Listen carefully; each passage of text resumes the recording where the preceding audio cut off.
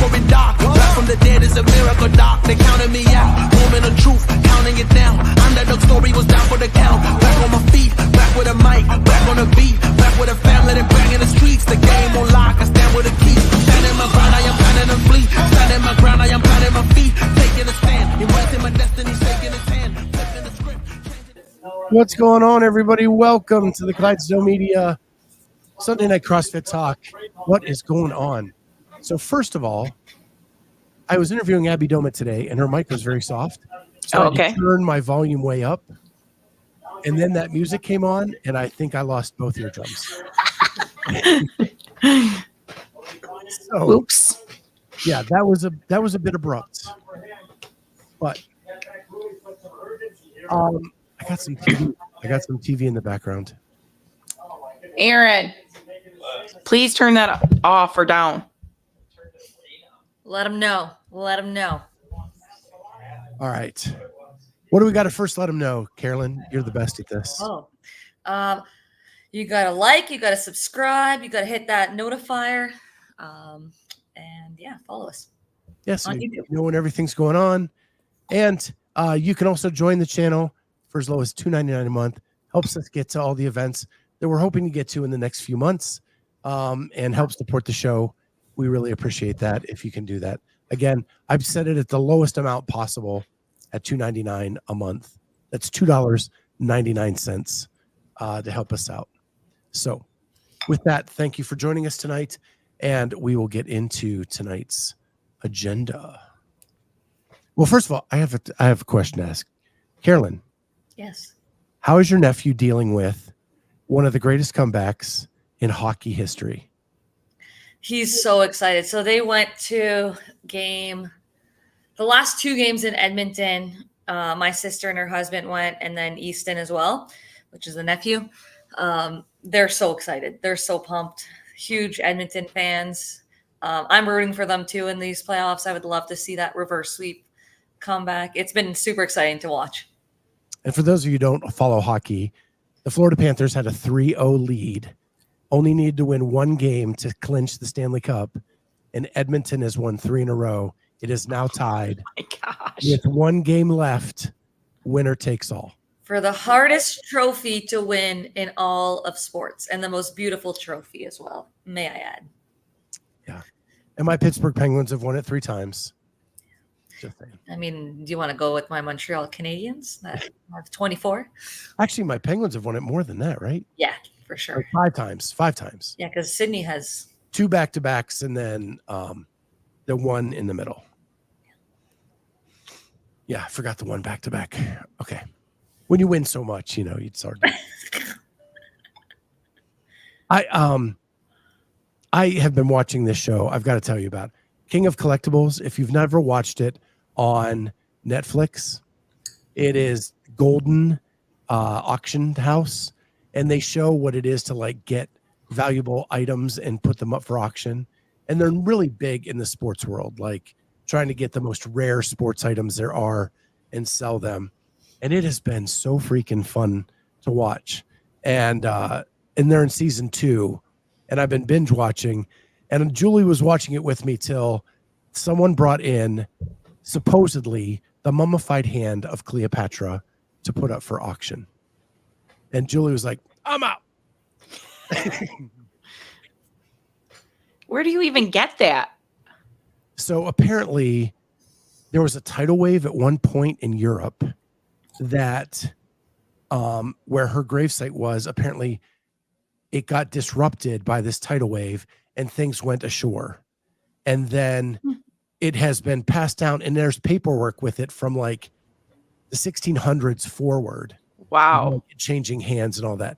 But now to authenticate it, they have to do DNA testing on it and compare it to different mummies from her lineage of the same time.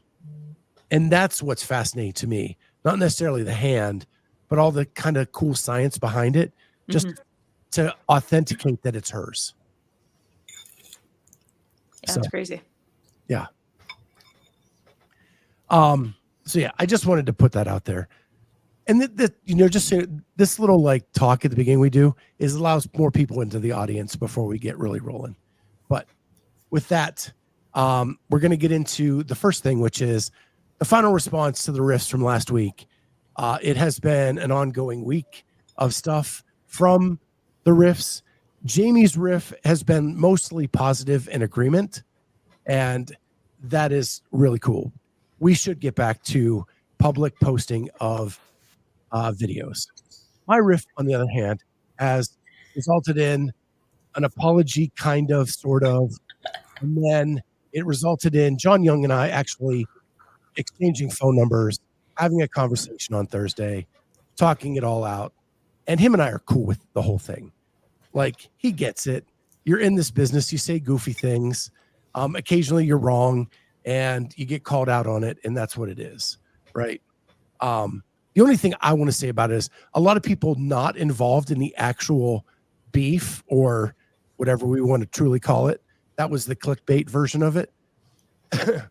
Are like giving their 2 cents.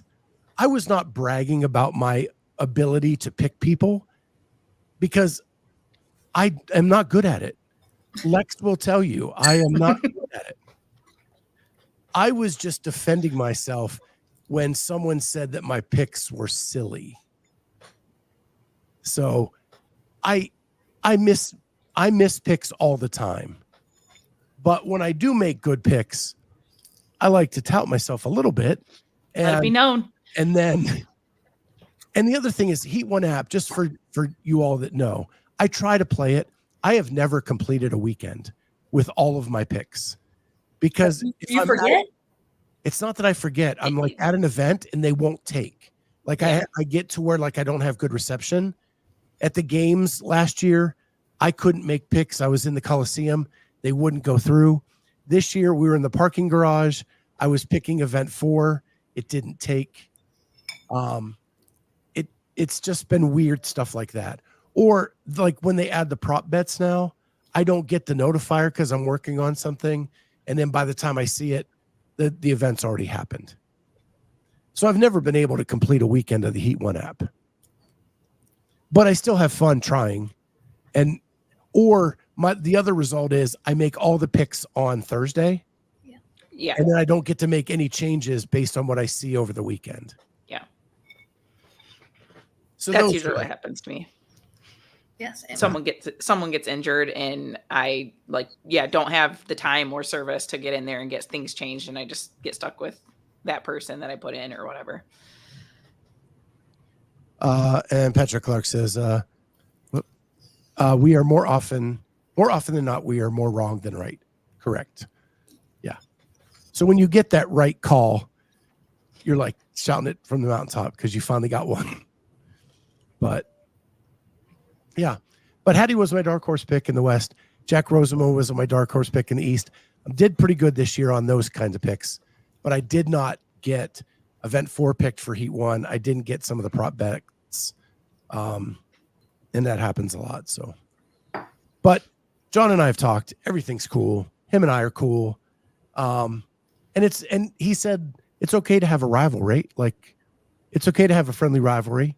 It makes things interesting. And that's actually going to be a topic later in the show. And that's what inspired that to kind of talk about. But we're bringing up a new segment, which is our listener question of the week, which actually is going to roll into something else that a listener is talking about in the chat now and why I kind of ignored it. So the original question was, did you like the Dave Castro Week in Review more before he came back?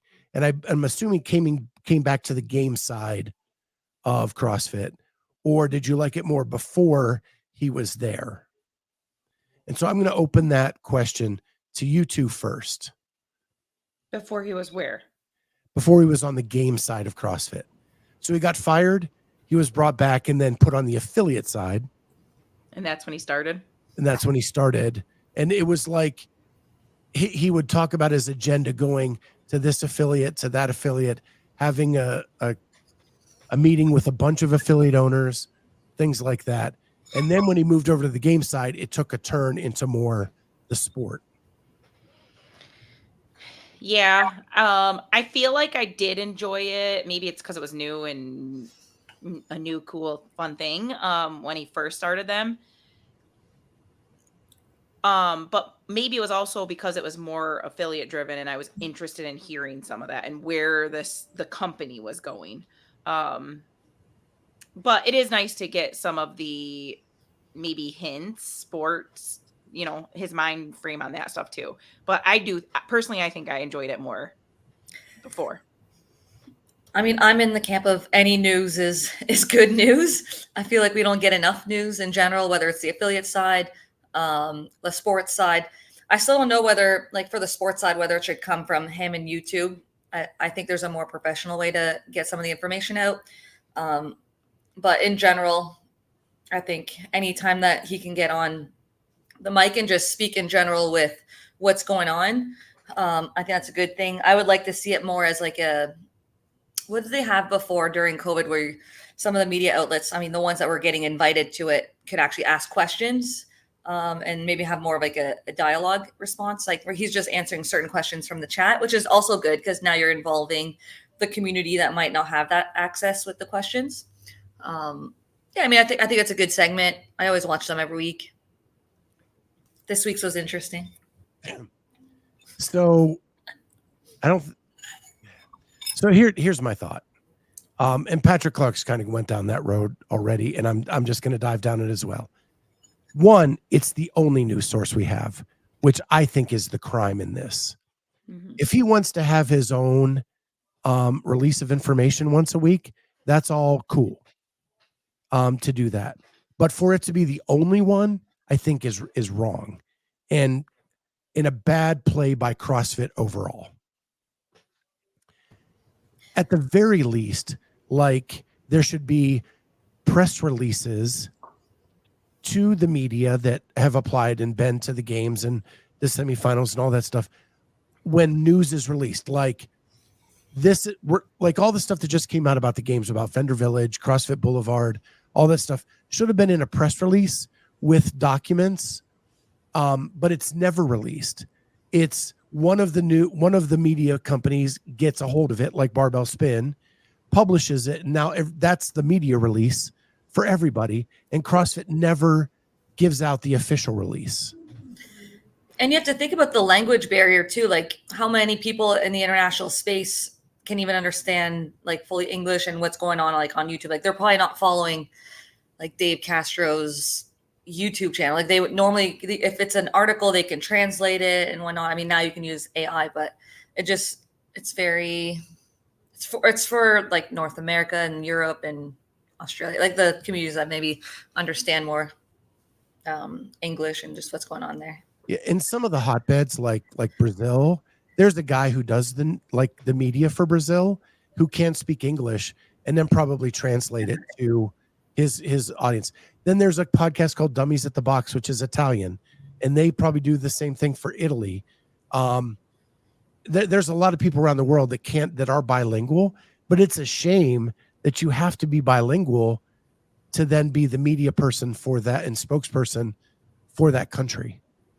Yeah, it just seems unprofessional to do it like on YouTube on his personal channel. It's not even on like the official CrossFit Games site. I think that's the one. It's growing his own personal like brand versus CrossFit, which has 1 million, followers, or I don't know how many they have on YouTube. Pretty close to 1 million if you use the CrossFit Games one.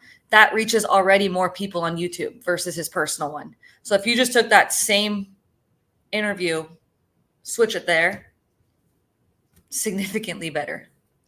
Well, and in maybe getting in trouble with this comment, is attacking Hiller professional news release information? The reason why Hiller didn't get a media pass to the games and taking 10 minutes out of your week in review to have a personal beef between the two of you, that's not professional news to be released either. So it's like this hodgepodge of stuff that really makes no sense. And that's where I think he can release it on his own personal channel, is in answering questions that people from the community have. But the moment it's official information about the season, about the affiliates, that should be on the CrossFit Games Instagram or the CrossFit YouTube, they all have I mean, YouTube. website, YouTube, all of the platforms from CrossFit and CrossFit Games. That's where it gets pumped out to. If it's just answering Hiller stuff and questions in the community, that can be his own personal conversation with the community. And I think that got lost along the way, where now it's like releasing clues on his Instagram where you have to follow Dave to get some of that information. So then this rolls into today, where Dave releases a new series that he's doing where he's going to interview all 80 CrossFit Games athletes for 5 to 10 minutes each one to get to know them better. My first reaction was, what? I saw Brooke there and I was like, cringe. That was my first reaction. I was like, why? Now it's confused, right? It wasn't a week in review. No. It's this new series he's doing, but it's released on the same channel. Right. And it's kind of like you're asking them what events they want, what are their strengths and weaknesses. Like as an athlete, talking to the programmer or a co-programmer of the CrossFit Games, like I feel like that's kind of like awkward too. Like you're not trying to expose your weaknesses or what you want. And like he's getting ideas in his head of different athletes. I don't know. It just seems, I mean, it's entertaining for people who are going to want to see.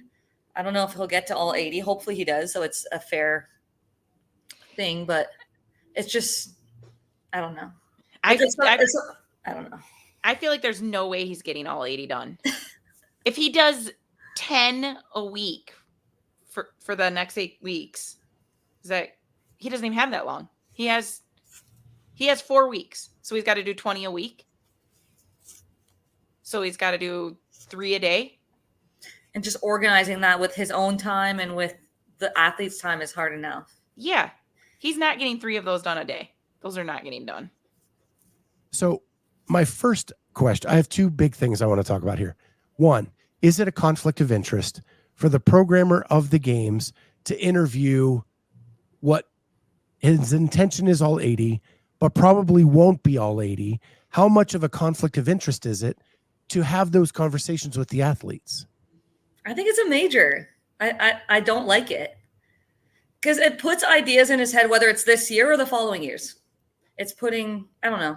And more importantly, it puts doubt in the heads of those fans of the sport or media covering the sport or the other athletes, right? And the more doubt that we have, the less you believe in a fair product at the end. And it's not a fair product to begin with. Like I've had problems with, people testing the workouts every year, people on the demo team every year. And it's like there's leaks that come out, whether it's from that or you have testers that are part of training camps, are best friends with athletes. Like it's just not a professional space. Like you can't have people that are testing workouts or whatever, regardless of the NDA.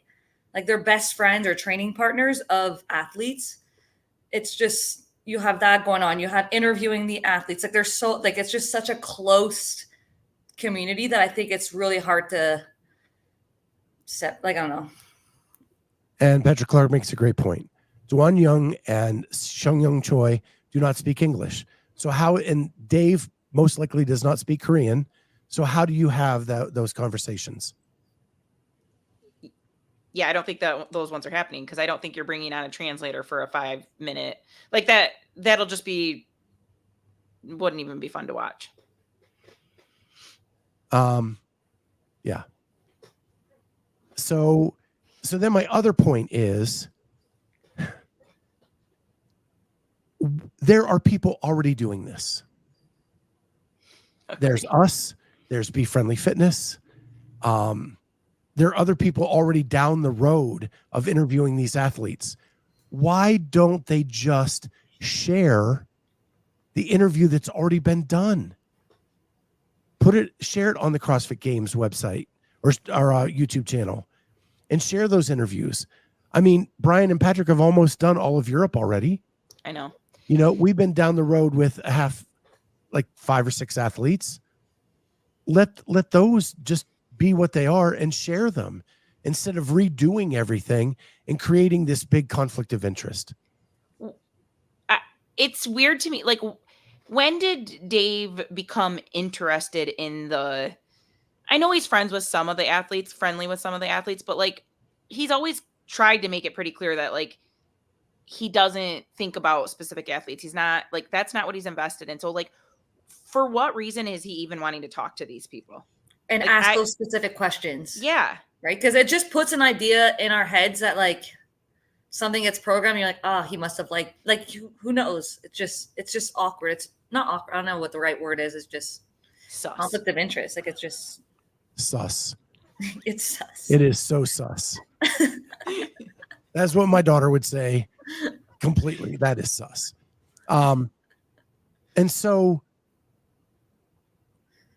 it just baffles me. So now we're to this point where CrossFit media or CrossFit as a whole would rather say, hey, I know other people are doing it, but hey, let's do it ourselves. And the only person we have to do it is the guy running the whole show. Yeah. I know they have a small team, but you can't find anybody else to do a 5-10 minute interview with these people. I mean, I feel like this is his own idea and own thing that he wanted to do. I don't even think he talked to the media department, or because if you did, they would have been like, cool, yes, let's get you logged into the CrossFit YouTube channel and upload those. Like, this is totally rogue on his part. Yeah. You got to think so. I don't know. It baffles my mind that they would even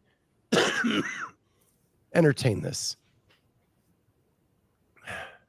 It makes me worry that we're even going to, where we're even going at all. I didn't want to do a riff tonight, and I'm trying not to like go all in on this, but it's really tough. To be fair, I liked the interview. But it is like, you're like, why is this happening? But Brooke came off great. Sure, but it showed the fallacy of it all too, where, hey, what don't you want to see? Well, I'm not going to tell you. Right. And just the fact that that's the athlete he picks first, like we already know that's his favorite athlete. So it just is already like, okay, we get it, Dave. Like, yeah. Like, I don't know. If you start with a random athlete, it looks less sus. Mm-hmm. That's true. Like you start with already your favorite, and maybe that's what's going to draw the attention and people to look at all of the next interviews. But we'll see. I mean, like you said, I was entertained. I thought it was like I still listened to the interview. I was curious on what kind of questions he was going to ask, what direction it was going to go. Again, it's media, and more media is better, but I just think it's not from the right source at this time of the year. And whether he's using that information, like I said, this year or next year or in future years, it's still popping ideas in his mind. He's curious on what the athletes are thinking about the venues and what's a possibility. We'll see. Did you feel like he gave a good answer on why he wanted to go to Fort Worth? No. Yeah, I didn't love it. So Linda Jerry says, playing devil's advocate, Dave wanted his channel to be just him doing his stuff. So he most probably didn't think it with a CrossFit HQ hat on. So I work for the state of Ohio, right? There are things that I am not allowed to do because I work for the state of Ohio because of my job, because there is a definite conflict of interest in, and it would taint the authenticity and the fairness and all that stuff for whatever we are doing, right? If we're putting a bid out for someone to come in and work on our systems that I work on, and I say, oh, my brother-in-law owns this company, like I have to recuse myself from all of that, right? Because it is a conflict of interest. Mm-hmm. When you are programming the games, and you're running the games and determining like a lot of the things that go around it, and you are now interviewing these athletes, I think it's a conflict of interest. You would never see this happen with any other sport.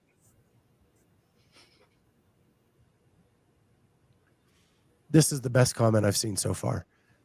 John Young says, I think Sydney should have done the interview to see if Dave could tell the difference.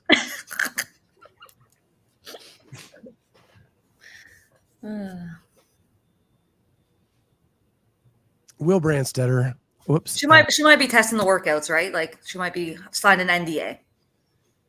I love Dave doing the interviews. It's not like Dave isn't allowed to talk to any of the athletes when he goes to semis or games. No conflict at all. Agree to disagree, Will. Yeah. The questions he was asking were things that could influence how you do things at the games. And what I don't understand is the about face. Like just a week ago, I think, Will, you were in the room with him when he was asked about athletes. He goes, I don't really care about the athletes. I don't care about the outcomes. I just think of it as a playing field. Now all of a sudden we have this about face in a 180 direction going in another way. That's baffling. That's probably the most baffling part to me. Yeah. We don't know if it was in Sydney. We don't know. True.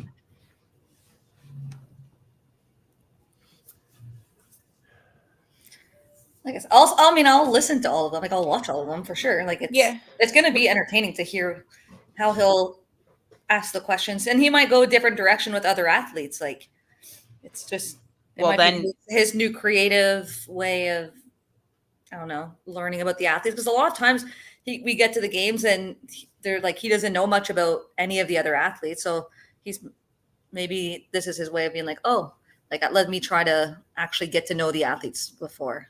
But well, maybe it's a good idea, maybe not. Yeah, we'll see how it plays out. Yeah. So this week, the Barbell Spin broke the news that actually got a hold of the vendor deck, which actually released a lot of the information of things that are going on around the CrossFit Games this year. The first big announcement was something we've been talking about for the last couple of weeks, is hoping that there was going to be a Friday Night Lights. I think Tristan brought it up to me first at semifinals. Mm-hmm. And then it stuck in my brain that has to happen. I think it came out this week that Joe from Morning Chalk Up mentioned this like 6 months ago. So I think people have been, if you're going to be in Texas, that is an iconic thing that happens in Texas. Why not embrace it? We talked the last couple of weeks that there's a football field right beside the venue, and sure enough, that's where they're going. So that's really awesome that's been confirmed by the Barbell Spin. What are your thoughts about a Friday Night Lights in Texas, and knowing that there's going to be some outdoor events on a football field with a track? It's just like, it's like at 8 p.m. It's like one event, like, is from what I can gather. It's going to be awesome. I love it. And it's open to the public. I think that's great. I think that's awesome. That people that, normally don't have those Coliseum tickets or whatever the, what's it called? Dickies Arena tickets can come and see this. Just like the North Park, when everyone that had tickets could, like a regular ticket could go and see. Love that. Because you're now allowing more people to see certain events. Because with everything indoors, you're stuck to only the people that have the tickets. So unless you have one or two events outdoor, which before we could see so many more events at the North Park. So having that at the football stadium, that's going to be important. And whether they use it more than once, I don't know. But I love it because those tickets are so expensive normally to see the action inside. So more people, more eyes, the better. And it's a good time of the night, right? It should be cool, like cooler. Mm-hmm. So John Young says the event is insane. Do they know what the event is? I'm not prying. It is what it is, but that's crazy. Andrew Sten says people with Coliseum tickets are complaining about it. They want reserve seating for themselves. Listen, I get it in the years that they were outside for most of the day and your reserve tickets didn't get you squat. This is one event. Maybe there's going to be a second event outside. Most of this games is going to be completely inside with your reserve seats. Right. So you get to see 9 or 10 of the 12 events, or if there's 15, even more. I think their reason for complaining is minute compared to years past. Yeah, I love it.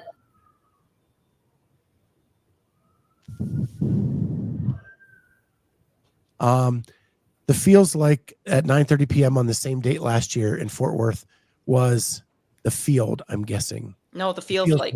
I gotcha. Was 117 degrees. So I was just talking to Abby Domit today, and she was talking about how the much different this year has been to last year. They were in a major heat wave last year. So hopefully it's been much cooler this year for them in Texas. I think the state or the United States has flipped upside down, because us in the upper Midwest are getting hammered with heat, and they're not so much in Texas right now. Hopefully that holds throughout the year this year. I mean, it's one event. It's late. Like, they're doing whatever they can to, they can't control what weather's going to be that night or whatnot. It could be great. It could be hot. I feel like by putting it in the evening, they're doing everything they can to at least control what they could. They play football in Texas during this with pads and everything on. You just take the precautions you need to take. Yeah. No, I think it's great. I love it. I'm excited for it. All right. So then in addition to that, Vendor Village is going to be like, it looks like a block away ish at the Will Rogers Park. And in the trip from the Dickies Arena to that, they're having CrossFit Boulevard. There'll be tons of activations, things like that. And then at the end, you'll get to Vendor Village, which includes a beer garden, a big screen TV, all of that. In the Boulevard between, lots of misting air fans as you're going.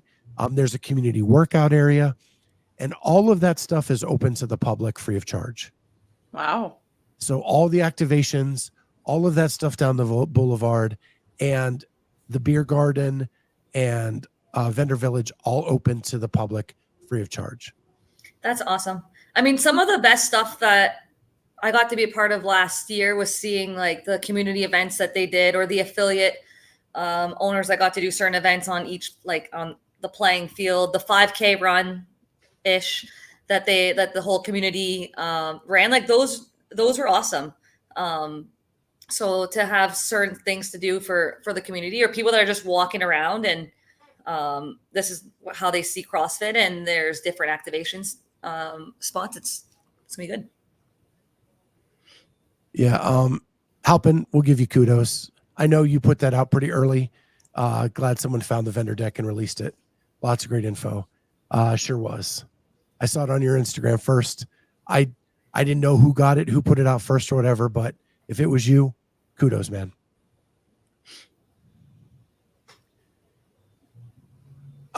So here's the one thing that was in that vendor deck, and it was a projection of attendance that they have been going up in attendance every year, and the projection is to go up in attendance this year.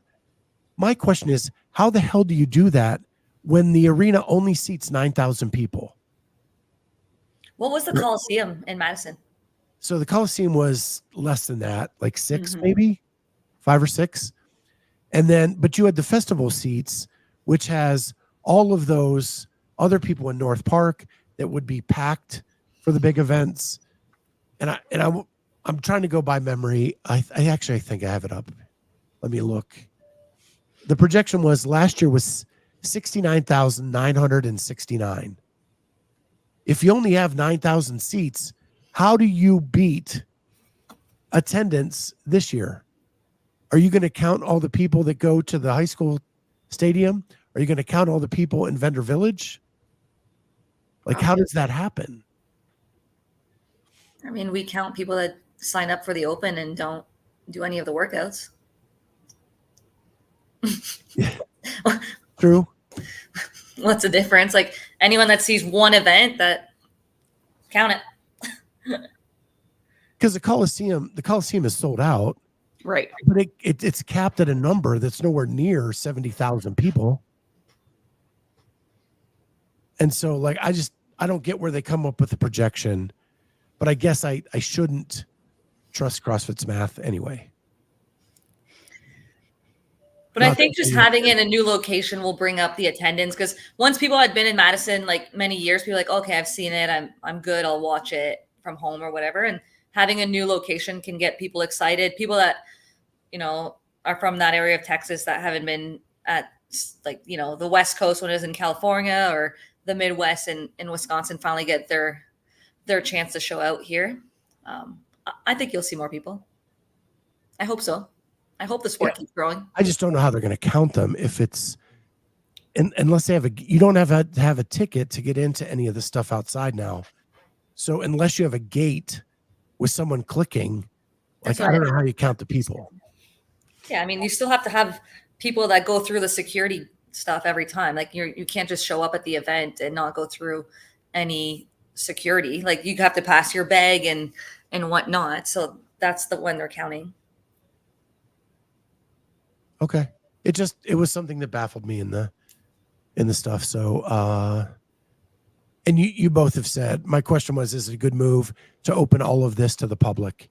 And I think it is. I think it actually will give a Wadapalooza-esque feel to Vendor Village that the games never had. Yeah, I somewhat worry that it's going to be like too busy. Even if it's far away from the venue, or like, yeah. Well, I'll be honest. Like, there's times where being in the beer garden, watching on that big screen, is pretty freaking cool. Yeah. I mean, because you have all this big crowd, you get this sense of being in the big crowd, and you have this big TV where you're seeing everything. It's gonna be interesting, because I do think a lot of people will take advantage of that. For sure. Lynn makes a great point. Too busy is great for vendors. Yeah. There comes a point, I mean, like, if you're going and you're trying to experience these, like the community workout area or some of these activations, and you can't get access to any of that, like, there becomes a bit of frustration with that. And then do you keep attending stuff like this? Yeah. I think it's also going to be a big story is going to be what they have in the activations in that boulevard. Like, what are they doing there to attract people in? And it also says in the deck that they're going to have pre-planned breaks for people to be able to get up out of their seats at the arena and to go out and check out the activations, check out Vendor Village. Well, there should be more time because there's no age group athletes that are there. So, and Dave said that it doesn't necessarily mean they're adding more events. So those, those times where the masters athletes or the teenage athletes were competing, I'm sure they'll have like a few hours break so that people can go and shop and come back. Those prices that I think it was Spin that put out for the vendors, is that comparable to what it was in Madison? Do we know? Is that more expensive? It seems so expensive, but it seemed more expensive to me. But I don't know. Thought I heard at one time that in Madison, a booth was $10,000 for the games. You're on mute, Jamie. Is what helping set up here is 35? Is that what they're charging this year? I would take Halpin at his word at this point.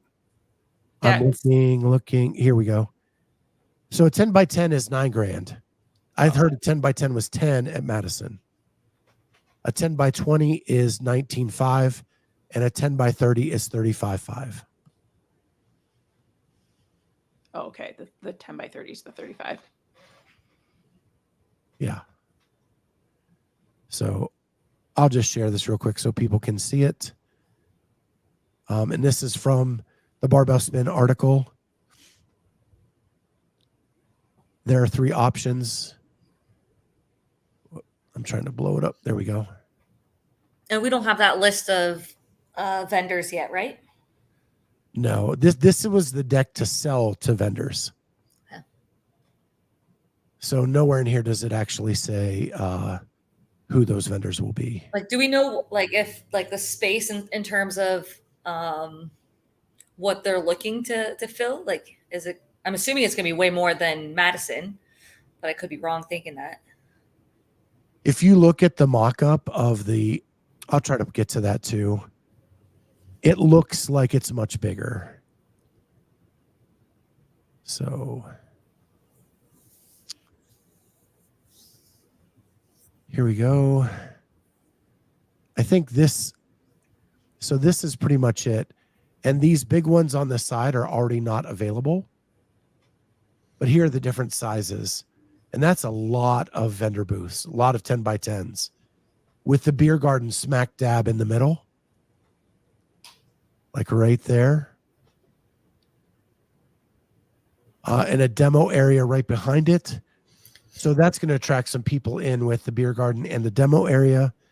And then you have the bigger ones in back, and then all of these 10 by 10s around the beer garden and the demo area.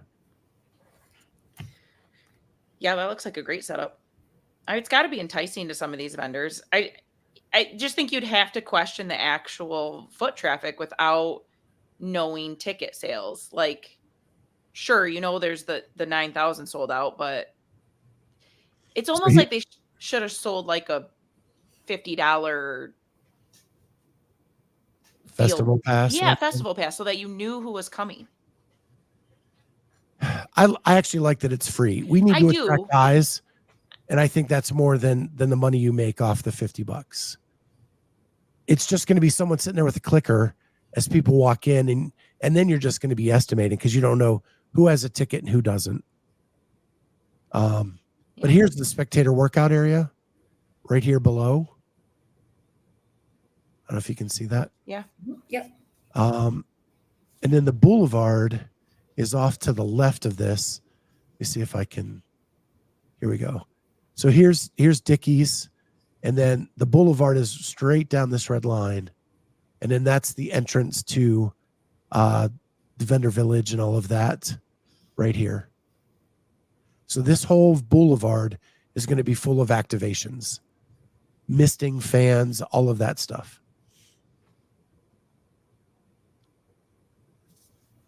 So not too far of a walk. It's going to be interesting. It's going to be different. And I think it's going to be interesting to see how it all plays out, right? And we've been asking for different and more ways to attract people. And I think they have responded with something. We'll see how it goes. So now let's move on to something near and dear to our very own Jamie Latimer.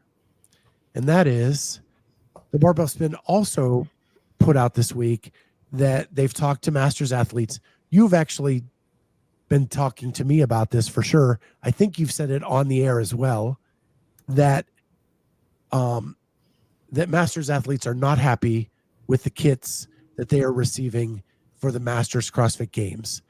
And the big deal here is that essentially you don't like the choices you were given. In addition to that, there's only 3 complete outfits for 12 possible workouts for the weekend. Yep. And not enough to even, like, the complaints are you're going to be doing laundry every single night, trying to squeeze that in just to have clean clothes because you are required to wear the outfits. Yeah, there's Are you required? Required to, can't be on the floor. I don't even think you can be out. Like, I don't think you come out to the floor like at all. I don't know. I don't know how they'll run that per se, but like, yeah, you definitely can't get on the competition floor without your uniform on, they've said. But there's 4 days of competition and 3 outfits. It makes no sense. At least 4 outfits. Yeah, like if you want to go in the cold tub or something after an event, like that, you're just drenched after. Yeah, that's your laundry, that's your bath, I guess, is the cold tub. And then you bring a different outfit for the next event and hope the other one dries. And Yeah, we're required to wear it. So I think this was either a note from Lex or Carolyn. There's a significant influx of masters this year, Yes. right? Yeah. Is that what's hurting this? Now, instead of outfitting 10 per age group, now you're outfitting 300, 400 people. Yeah. I've said since they made the change that they made this too big. Like, it's no longer, it's not as prestigious. And then you've watered it down with, it's not the same experience at all. Yeah, they made it too big. Probably trying to make some money back off of a bunch of extra registration fees. And I mean, it is what it is. It's beggars can't be choosers, I guess. And every comment I see, other than the people that are angry, are people like, boo-hoo you. Like, it is hard to have had something that you were working for, or the people have like gone and got something and it just be like ripped away. John wants to know, Jamie, do you know if there are cuts? I do not know if there are cuts. I would be surprised if there's cuts without a heads up on that, but I don't know. Like in 2019 when they had the cuts, I remember like the further you got more uniforms, and like that was like a motivation for me to be like, oh, I want to make it to the next day so I get a new set of outfits.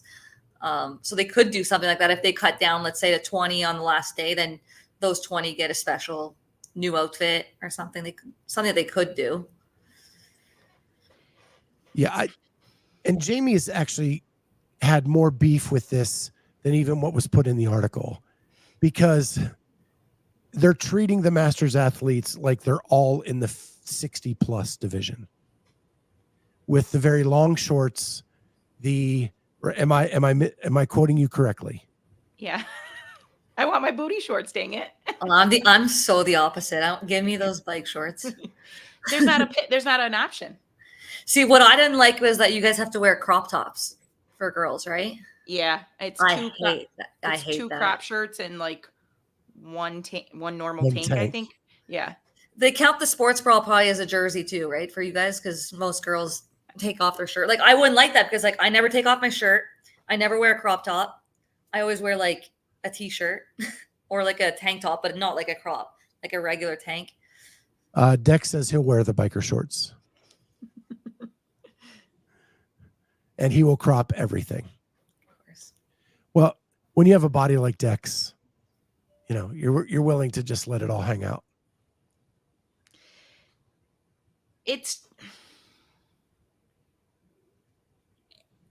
I mean, I hate to complain about it. It's just like you have the events like MFC and Legends in the winter, and like those are the places where you go and get experience, and you get a pair of shorts and a shirt, and you're not forced to wear it, but you're getting something. Those are your like those are our masters mid majors, right? Like when people sign up for Metcon Rush, they don't expect a kit. They're going there to get experience. They're going there to like you make the games and you expect something for $330 and $2,000 of hotel room and $800 of flights. And I mean, you're spending $4 or $5 grand for, you got like $4 or $5 grand of kit stuff in the past that like, I see in your notes, you said something about shoes. I'm actually happy they're not even messing with the shoes, but I probably could have sold all my Noble shoes last year if I would have made it and made my entry fee back. Like there's options there. Like I did like the stuff, like when they gave it to us at semifinals, they treated us really nice there, and it looked good on the judges and everything, but it's just not enough if it's the Masters games. That's the only thing. Didn't you guys get 3 outfits? Yeah. It was about that. We are getting what you guys got at semifinals. Like, don't even supply it for semifinals and spend that budget on actually providing us with enough clothes. Like, I don't understand how the games athletes are getting what your semifinals athletes got. Like, I asked for like unisex t-shirts, but they didn't make small for the men. So I was given a medium. So had I gone to small, I would have worn it. Just like a little bit baggy, which I mean, I could have worn, but so you might be able to switch some styles out and say that you don't want long shorts and you only want the booty shorts. Same with you, Dex. You can ask for the booty shorts. So Larry Young I'm says, sorry. Oh, sorry. Go ahead. Put the one you wanted. I lost it. It went bye-bye. There's so many comments right now about Reebok colors This one? that I lost it. No, it was Larry Young. Okay. I get it. I like the Reebok colors back I then. did too. I loved it. It was cool. Colors. It's this one. God. I found it. They Okay. take the Masters for granted, and if you look at recent statistics, without the Masters, it's over. They waste money on everyone who doesn't care. Invest in the people that do care. All right. Now you had John somewhere. Here we go. Dang it. I think if 3 outfits is all they want to give y'all, then it should just be optional to wear them or not. Most people would still wear them during at least 3 events. Agreed. Or you have every time you read it, I read it in John Young's like voice. I can't help it. Like I'm like thinking about just like y'all, like just all the passion behind that statement. Yeah. MFC one year asked everyone to wear, because I think they only gave 2 shorts and 2 shirts, and they just said, hey, this event is the one that we're trying to like stream or whatever they're doing. Please wear it for this event. And I think everyone complied. And if they said that, like, hey, we have these 3 floor events, Friday, Saturday, and Sunday, those are the ones where like we are, enforce us. I don't care. Say event 3, 7, and 9, you must be in your uniforms for broadcast, for whatnot. Cool. But like beyond picking 3 because you are failing to provide more than 3, that's got to be the athlete's choice at that point. I like that. That would be good. Like 1 each day. Yeah. That, you know, whether it's the first event of each day or some sort of event, that'd be good. So Dex says, and this is just to encapsulate everything that's just been said in the comments about colors and all that. Reebok apparel was poo-poo. My response to that is, it may have been poo-poo, but I could tell what athlete was who on the floor because of the combination they wore during that event. Because Reebok gave you so many varieties of different colored shirts and bottoms and bras and tanks, and I could tell who was who on the floor. In these last couple years, it is tough. You're like, well, that body type, I think it's. I don't even know that you're going to be able to even see body type in the outfits that we have, really. Like, they're not that baggy. They're not flattering. Some people make them look good. I'm sure I'm going to look like a box out there. So Dex said they gave so much back then, he wrote it off on his taxes. Must be nice, Dex. Rub it in. Well, now I know what riff I'm going to clip this week because I'm going to look like a box out there. That's the line. Great. I like their stuff though. I thought it was good. I have yet to feel it, which is also, that's another thing that's like scary to me. Like, athletes are pretty particular in the stuff they wear. I didn't like their sports bra. That's the only thing. I felt like it was like wider than normal. Yeah.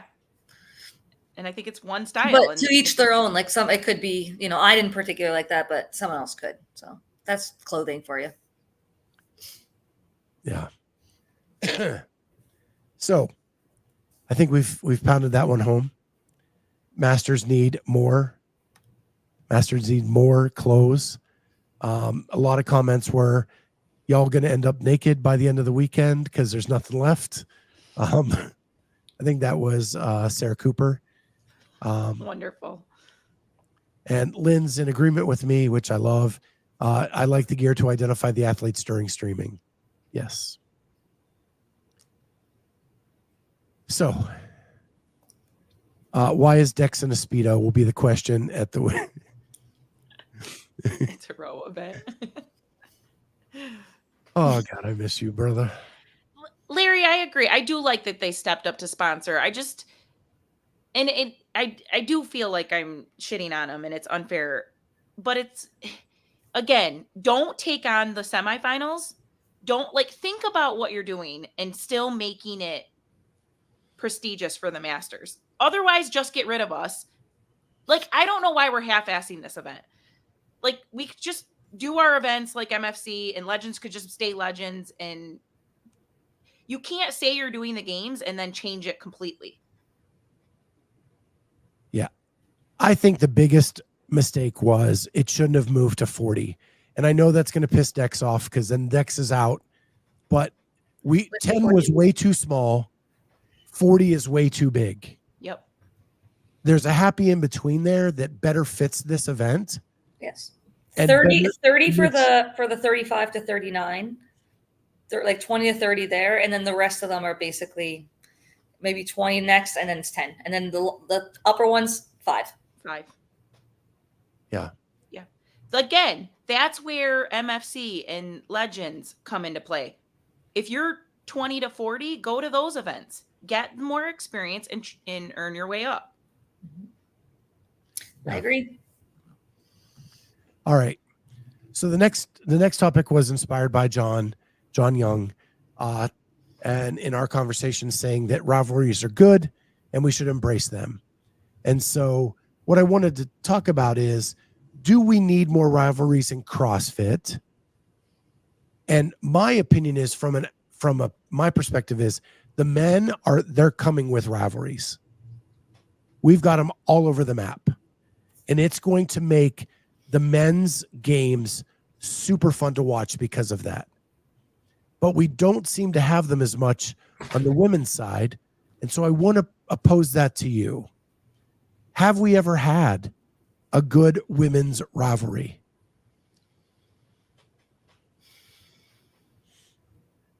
I can't think of many. I think maybe Cara and Tia would be one that would come to mind. Just coming from the same region. They were super, they were back and forth that finish.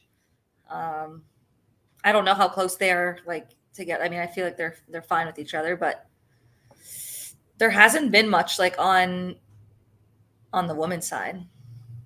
Yeah, I mean, me versus Semenza for hockey was great, but Wisco won though. Yeah. Is it a rivalry though when you dominate the other side? No, but their Ohio State won against Wisconsin this year in the finals. Yeah, but you weren't playing then. No. When you were playing, it was a domination. And Paige will admit that. Yeah. But I think that's part of the problem, right? Is Tia has not let anybody be her rival for 7 years. Right. No, because we're just working out with her basically. It's her for so long, and then the rest of us are competing after that. I think the best rivalry, the most recent rivalry we've had is Tia and Katrin. The 2 years Tia was second and Katrin won. Because those were close. And you could even throw Sarah in there. It was more of a three-way. Mm-hmm. They were, because they came down to the last events a couple times. Yeah. But they don't talk the smack that's going on now. I saw a little bit of it, how Jason Hopper is with Dallin and everything between Ariel and Danielle Brandon, they're friendly chirping. I think they were trying to be a girl version of it, maybe, but I think they've stopped. But it could have been fun between those two. That would be a good battle because I feel like it's a good match.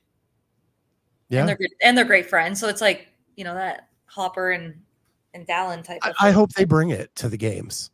Because you did see it when Ariel did the open announcement. Yeah. Danielle was there with signs. That was awesome. And I think we need more of that. And I think Laura would be a trash talker in the right situation.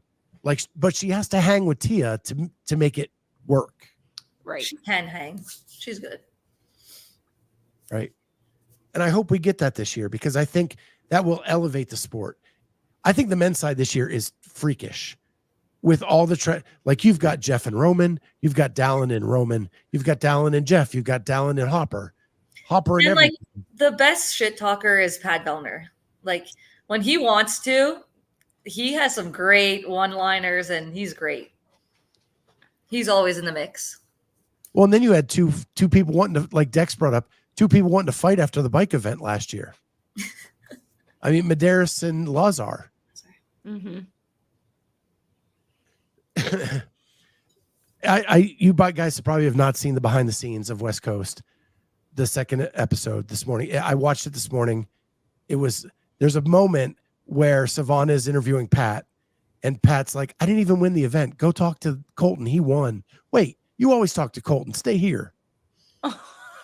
I deserve some love. That's great. It was probably the highlight of the whole, like, just because that, he means it. Yeah. I think the thing with the guys, other than Justin and Lazar, I feel like everyone else is actually friends and it's funny banter. That's the problem with women is like, they either will actually hate each other. And I feel like that's kind of where the question was with Emma Carey and Danielle Brandon. Like, is there actual animosity here? And you could like feel that tension on the floor. And that's going to be your rivalry. Like, it's going to be awkward with women. They're just personal. It's more, I feel like girls take it more personal in general. Yeah.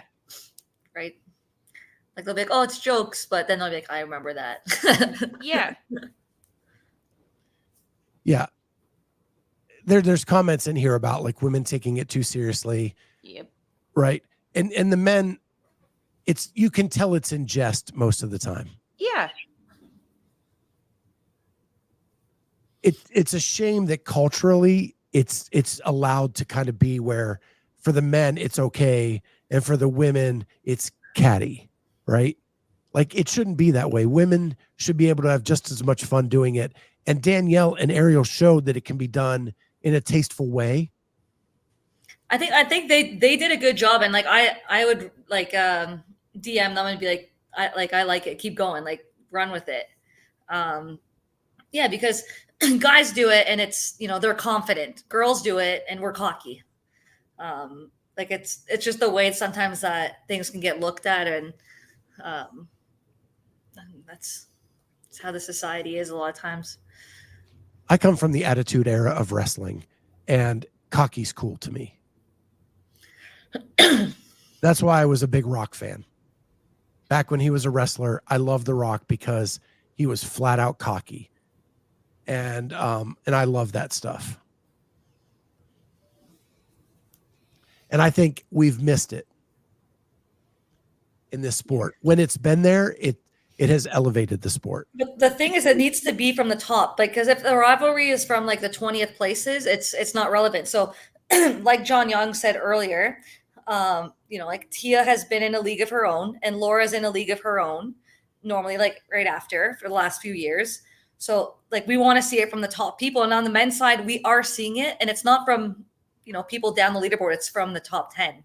So that's what's making it even more interesting, even more captivating for us. So unless like those top girls start, going back and forth, I hope to see it. It's fun. I love it. I mean, I come from a hockey sport, which people chirp all the time. Yeah. Cocky for women is amazing if you can back it up.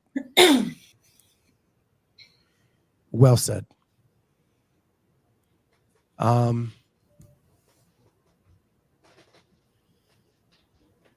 Also, do you think the rivalries are a U.S. thing because of Europeans in Asia and Africa?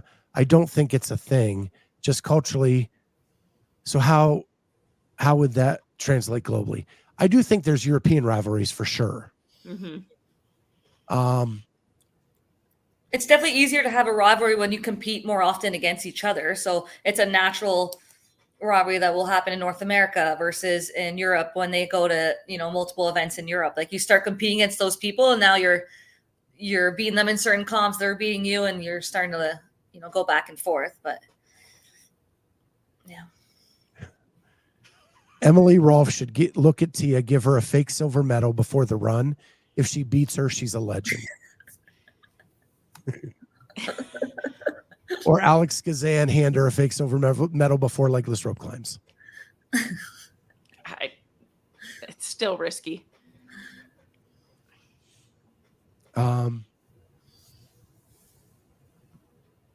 I agree with that. I think we create the narrative with Euro rivalries. They don't give a shit about each other in that regard unless someone cheats.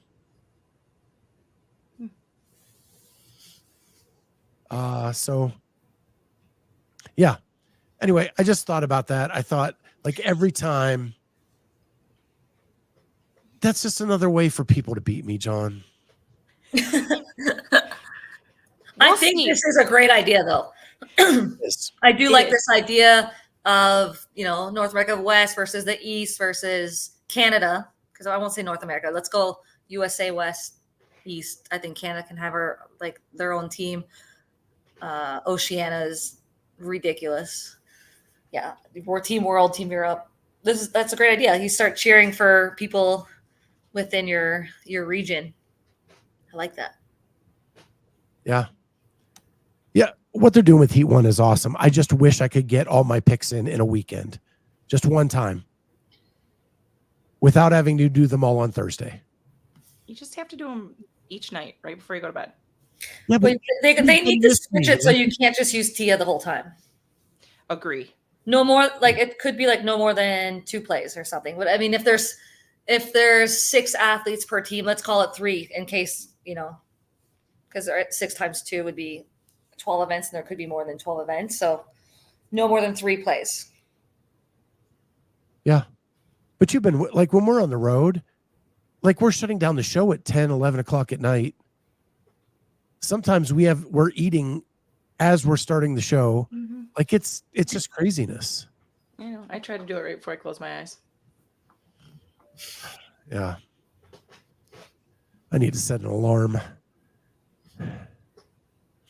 So, John says they've got it all figured out. Just hasn't come out yet. Awesome. Cool. So then I just have some quick hitters. These are not things we're going to dwell on a long time, but just some quick hit notes that I saw. And that is, first is prize money was announced this week, and it's remaining the same for everybody except adaptive. Yeah. Any thoughts? Adaptive, they added more divisions. So that's a positive for that community. And obviously, unfortunate that their prize purse is going down, but I think overall, people in that community would want to have more people represented.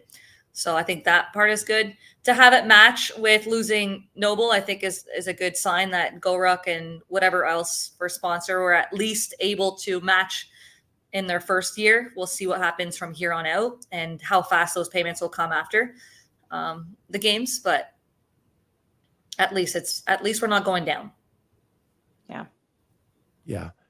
I did see some comments about taking some of the prize money, out from first and making it, instead of $315 or whatever it is, and making it $215, and get a paid group of judges that are trained and good on the floor in the moment. And I don't know how I feel about that. But I do think the judges work hard, and there are good ones out there, and they should be rewarded for being the good ones they are, and find a way to not let some of those that maybe have graded out differently from being on the floor. Aren't the games judges all seminar staff? Theoretically, yeah. So, aren't they already kind of getting paid? So what I don't know about the seminar staff is if they're graded as judges. Because to be a seminar staff member is one thing. To be a judge on the floor is something different. And they should have some kind of I know they paid the seminar staff judges, right, but for the teams, it won't be seminar staff. It will be the volunteers. Who cares? I care. No, you don't. I care because they don't put the right. Just because you can teach a movement doesn't mean you can judge a movement I agree. at high speed. I agree. They put a lot of credence in that, and I think it's misguided. I still would like to see, like, if let's say you were gonna bring down the money of the first place, which I mean that sucks, but I still feel like that middle ground doesn't get paid enough. Like, you go through the whole season and you're a top, let's say, top 10 or top 15 athlete at the games, which is you're a stud, and the most you'll make within semifinal and the games is like less than, I don't know, 40,000 maybe between both of them to combined, like, plus you're taxed on it. Like, that's not a full-time. I mean, for the people that have sponsorships, but like, I'd like to see some. I mean, it's good that finally, like, from the worst place, they're getting paid now, because for a long time they weren't getting anything. But I'd like to see a little bit more for those. Let's call it, like, at least those that top 20 at least need to get a little bit more.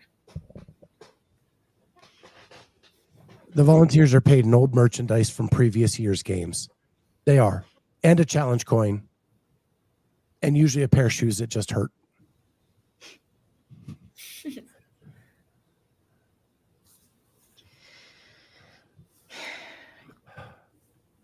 I used to agree with you, Scott, but if you notice, there's been less controversy surrounding seminar judges than the volunteer judges from semis, for example. I guess I don't know who's who, because there was some atrocious judging At semifinals. Yeah, those are the volunteer judges. Seminar so maybe staff only do the games. Okay, so maybe we need to take the money and put it towards paying semis so that actual correct athletes make it through. I don't disagree. Because I think for the most part at the games, it's well judged, I would say. For the most part, for the individuals, for the most part. Okay. The year that Boz did all the programming and with the wall facing and the brick with the hole and the crossovers, and there was a lot of stuff, but it was a lot of new stuff thrown at everybody last minute. Yep. Make it easy on the judges. You're making it tough on the judges. You got, people's hair that are going over the line, and it's hard to see whether it was the head going to the, past that line on the block or the hair. Like, just make it easy on the judges. Pick movements that are going to be easy to judge and let the athletes race. Yep. I think that the more simplified straight CrossFit workouts we get, the better the judges will do. But so, okay. The WZA SoCal tickets are on sale. How much? They're not cheap. I know the VIP tickets are like $400, but they come with food, all you can drink beverages, private bathrooms, and premier seating on all floors. Wow.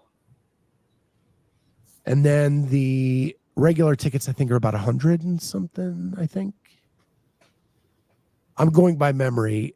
I saw the Instagram post.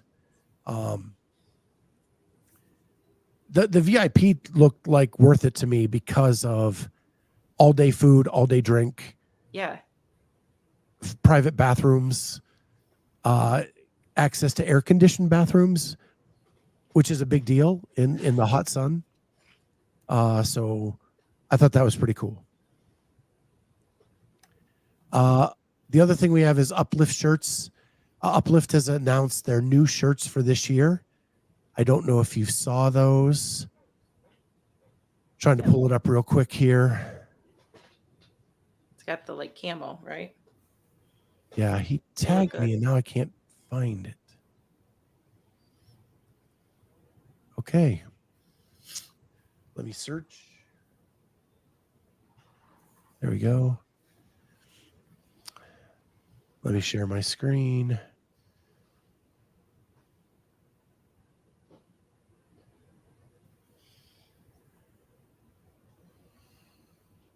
There they are. Yeah. So I don't know if you can see. Those are look nice. Yeah. But the logos are camo with you have the black and white option this year. This is a great organization. It is for suicide prevention. It's something we've been behind Mark Moss and his group for over a year now. They've got BOZ programming this year's workout on Labor Day weekend. So make sure you go sign up. Do that WOD in honor of suicide prevention, and you get a shirt commemorating it with it. So super cool this year. Do you want to post the link in the comments maybe or something after? Yeah, I'll do that after the show. I'll put those in the comments, or I can do it now, I guess. Sure. Yeah, I'll do it. Too much going on right now. I'll do it. I'll put them in the comments right after the show. So make sure you check there.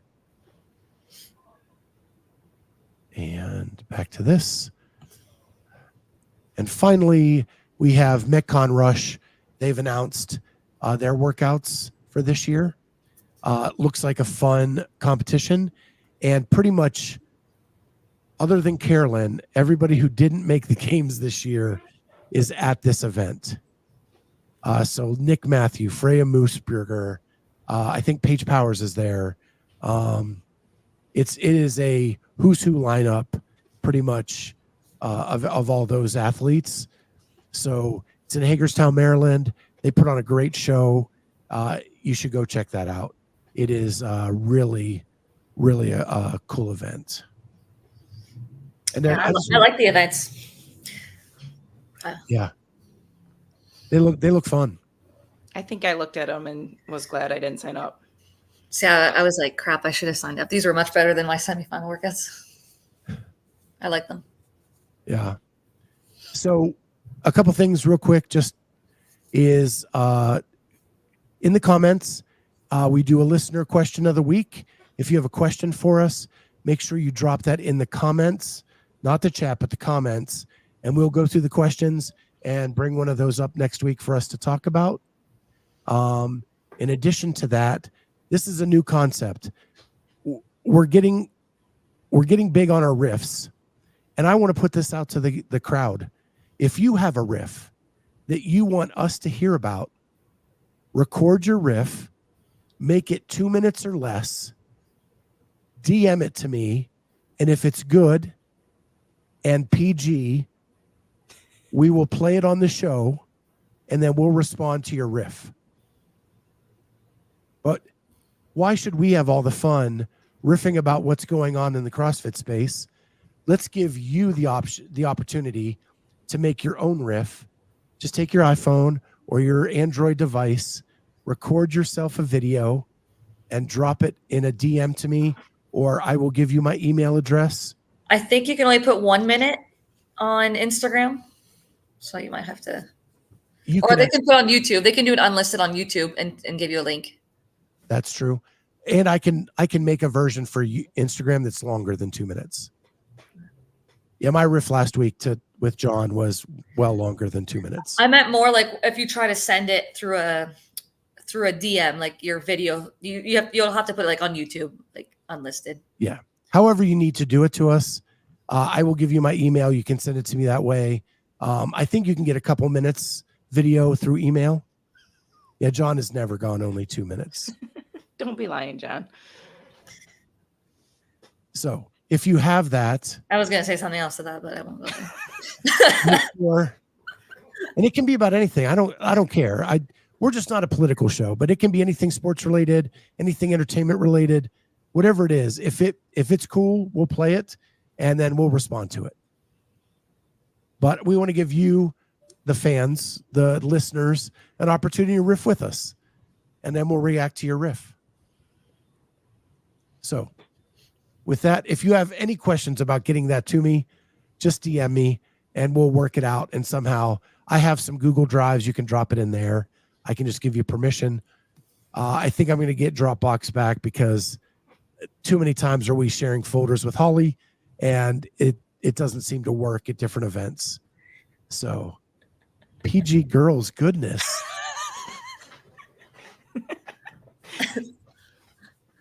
listen.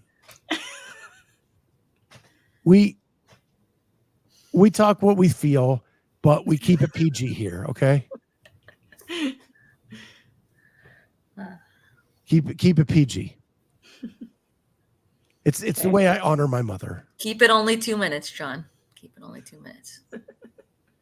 Yeah, John can't keep it under 2 minutes. He'll keep going.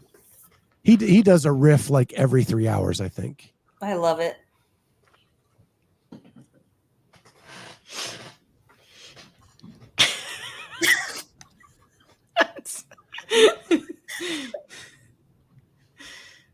Okay.